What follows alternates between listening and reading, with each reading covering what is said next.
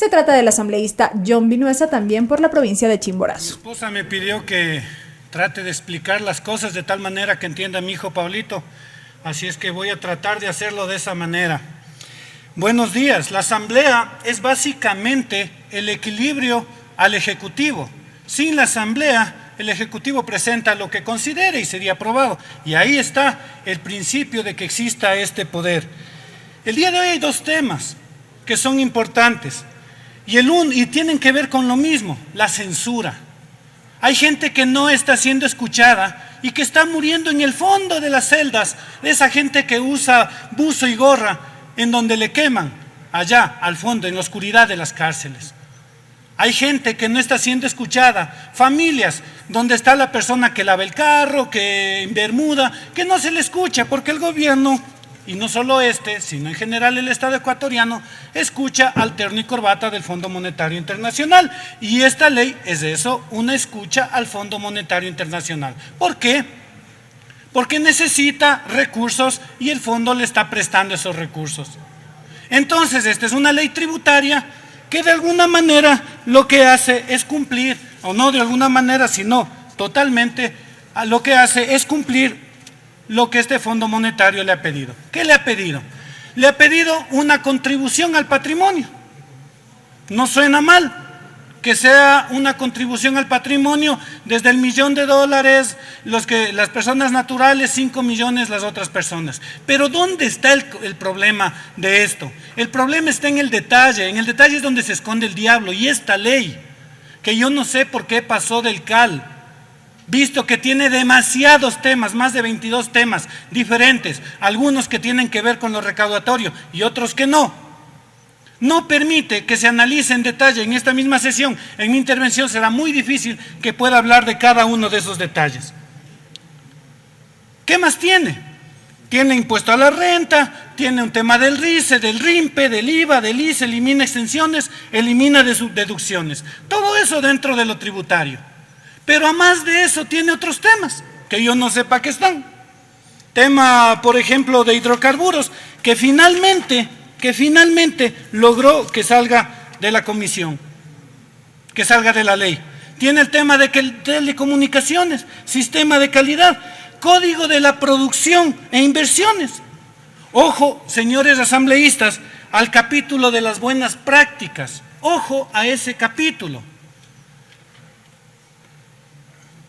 ¿Qué es lo que hace la ley finalmente? Disminuye controles. En general, esta ley disminuye controles y los pone sobre la responsabilidad de funcionarios, y en muchos puntos ese funcionario, dice la ley, dice el proyecto de ley, el funcionario no tendrá responsabilidades sobre lo actuado.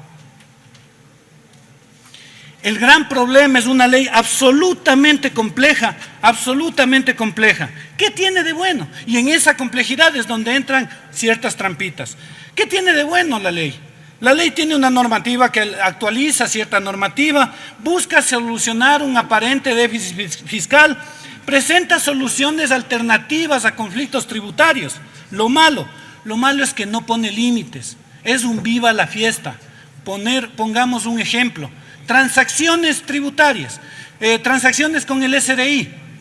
Si tú tienes un problema actualmente, o pagas o te vas a juicio. Esta ley propone que puedas transar con el SRI, pero transas sobre todo, sobre los montos, sobre los intereses, sobre las multas, sobre el plazo. Y cuando hay 300 grupos económicos que deben 100 millones, 170 millones, 80 millones, sumando todo, 4.000 millones, esa posibilidad de transar, tal como está en la ley, llevaría a que paguen en vez de 170 millones prácticamente nada.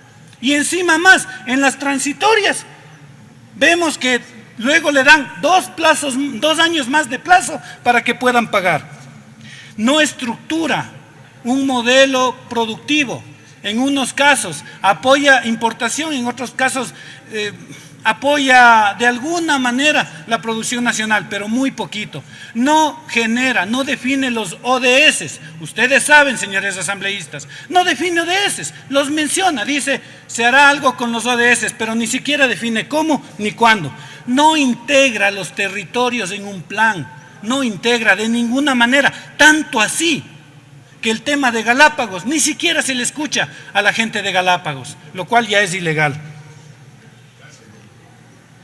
No amplía otra cosa, no tiene esa visión de Estado, de ser honesto con el contribuyente. No busca ampliar la base impositiva de los contribuyentes, disminuye las deducciones. Le decía el ministro de la Producción, deberían aumentar las deducciones. ¿Por qué aumentar las deducciones? Porque si Lorenza ve que el Estado le puede devolver recursos en algún momento, cuando recolecta facturas, ella va a pasar todo el año recolectando facturas y eso formaliza la economía. Si al final del año pudiera recibir unos 50, 100, 200 dólares, porque un Estado honesto, no estoy hablando de este gobierno, hablo en general del modelo de Estado, le devolviera lo que tiene que devolverle. Y una cosa más que tiene esta ley, se nota muchísimo el conflicto de intereses. Si van a pedir, van a regular, legalizar, se regula lo que está irregular, irregular suena a ilegal. Si van a regularizar los dineros que alguien sacó fuera del país, van a regularizar seguramente a quien sacó 100 millones. ¿Quién sacó 100 millones? Y luego en la ley, claro que dice en alguna partecita, dice menos algunos delitos como la administración, delitos a la administración, a lo económico, etcétera. ¿Y dónde está pues el tema de trata de blancas? Acaban de desaparecer 2 niñas en Riobamba, no se diga las incontables de Santa Elena. Y todo eso se puede legalizar con esta ley, todos esos dineros. No habla de los orígenes, sí lo habla en una transitoria, pues que se lo mete en el artículo de la ley. Hay muchos conflictos de intereses. La banca, que puede en este Código del Comercio, puede generar, por ejemplo, estas inversiones dentro de offshore. Analicen ese punto. Inclusive, para los abogados, hay un principio que se llama antinomia legal, que está en ese artículo, en uno de los problemas es en ese artículo. ¿Qué más tiene? Por ejemplo, el tema del tributo, de esta cosa del patrimonio, de esta contribución al patrimonio. Cuando uno se va a la transitoria número 7, ¿qué encuentra? Ahí dice, los tributos temporales no serán gasto permanente. A ver, tributo temporal es un impuesto y como tal tiene que ser gasto permanente. Y lo que le hace es dejarle en el limbo a ese tributo temporal patrimonial, que quien tiene que pagarlo está esperando que sea para el bien del país. Y no, señor, a través de una cosita que de bajo la línea, unos conceptos técnicos económicos, los lleva a una cuenta del Banco Central, en donde va a permitir, va a financiar las actividades, va a respaldar las actividades de bancos privados. Esta cosa hay que prestarle muchísima atención.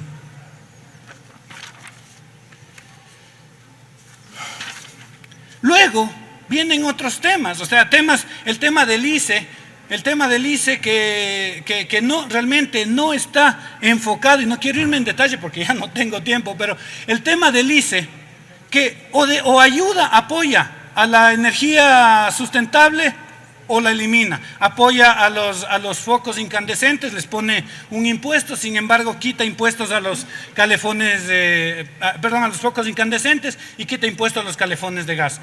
No hay una coherencia, no hay una visión coherente de hacia dónde quiere ir el país. Esta cosa creo que fue medio mal armado y le falta mucho a esta ley, hace falta analizarla mucho. Cuenta con 2 minutos de asambleísta. Pero luego de esto se mete en otros temas. Ley de telecomunicaciones, interesante que por ejemplo le dé un 0,5% de este fondo del 1% de la renta que tiene la ley de telecomunicaciones para que las empresas construyan infraestructura en el área rural.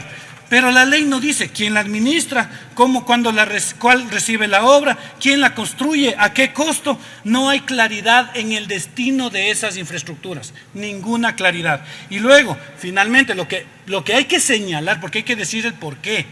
Finalmente, este tema de petróleos busca la inversión extranjera, claro, y está bien, pero con controles. Imagínense que hay un artículo ahí en el cual simplemente dice que los contratos pueden ser cambiados de mano bajo la autoridad pertinente, bajo la autorización del ministro, a menos que, y de bypasses esta ley está llena, a menos que se lo compre o se lo venda en la bolsa de valores.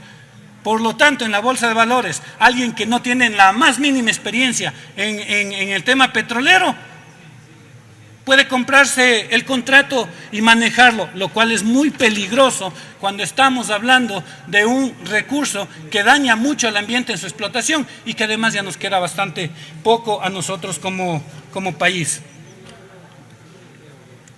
Finalmente, señores, tengo que señalar que en el trabajo de la comisión sí hubo censura. Sí hubo censura. Y esta censura se dio debido a que las 2 semanas en las cuales escuchamos a más de 70 personas, se fueron definiendo pautas para el informe final y el último día se decidió que iba el informe prácticamente como lo envió el Ejecutivo. Y es más, cuando ya se redactó el informe, el cual no lo pudimos leer porque la votación se dio 3 minutos después de que nos hayan mandado el informe al DTS, cuando ya se leyó el informe, en la noche nos mandan un informe para que lo firmemos electrónicamente y no tenía nada que ver con lo que se discutió durante estas 2 semanas en la comisión. Al punto que inclusive los nombres míos fueron cambiados, al menos eso, en una fe de ratos. Esta censura no debe pasar en la comisión y espero y le invito a los miembros de esta comisión y a quienes estén. Agradecemos su intervención, asambleísta. Revisen y tengan cuidado en que en el segundo debate las cosas se hagan en democracia y sin censura. Gracias, señor presidente. Asambleísta Diego Ordóñez tiene la palabra.